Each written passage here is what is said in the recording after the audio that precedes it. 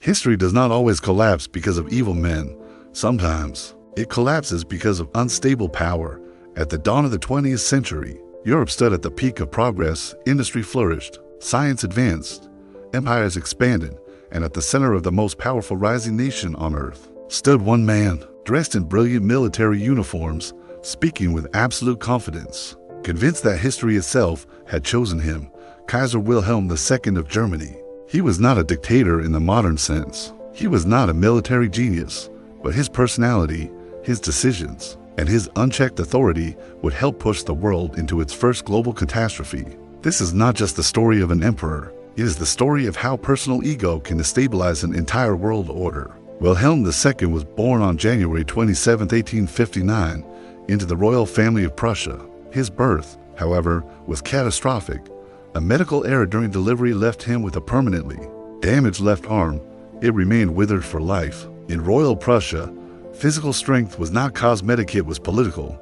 From childhood, Wilhelm was painfully aware of his imperfection.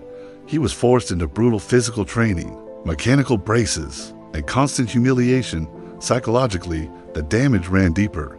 His mother, Princess Victoria of Britain, raised him with liberal English values, constitutional monarchy, restraint, diplomacy. Wilhelm rejected all of it.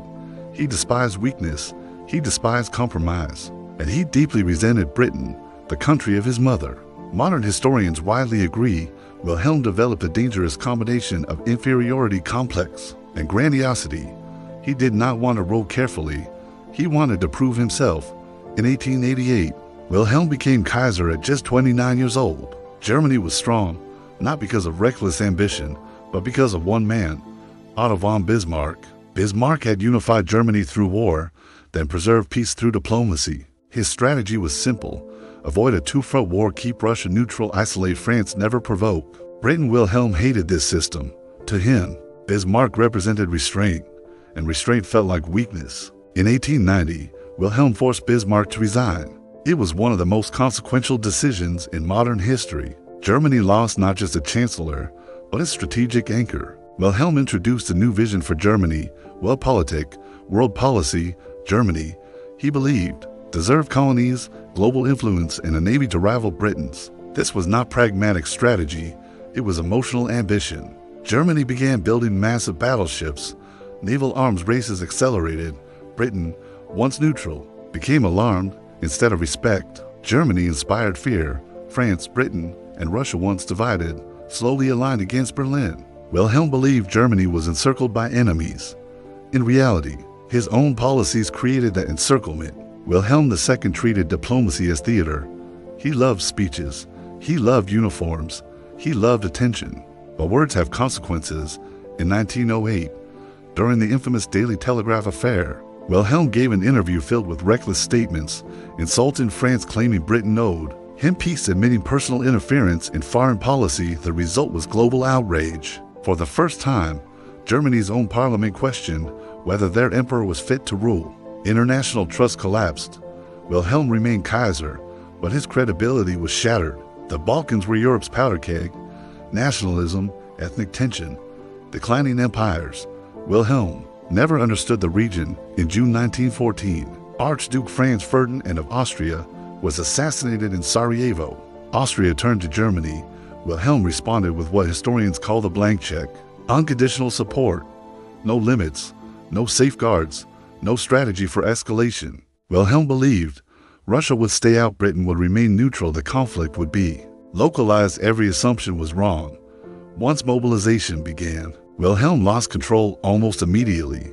Germany's military plans were rigid.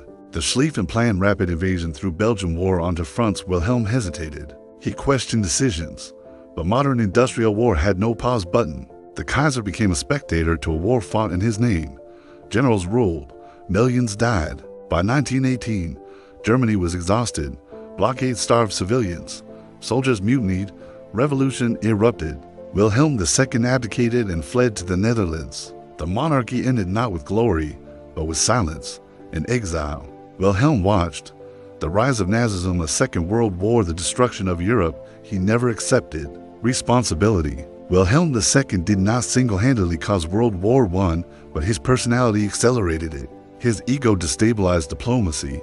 His recklessness removed restraint. He was a man unsuited for the power he inherited. History remembers him not as a conqueror, but as a warning that when ego replaces judgment, entire civilizations pay the price. He lost his throne. The world lost its peace. History is not just about the past. It is about the choices that still shape our world today. If you enjoyed this deep dive into the life of Kaiser Wilhelm II, subscribe to Echoes of History for more documentary-style stories about the people, decisions, and moments that changed the course of humanity. Don't forget to like the video and leave a comment below. Tell us what you think was Wilhelm II's greatest mistake. Your support helps this channel grow and allows us to keep bringing history to life. This is Echoes of History, and this is where the past still speaks.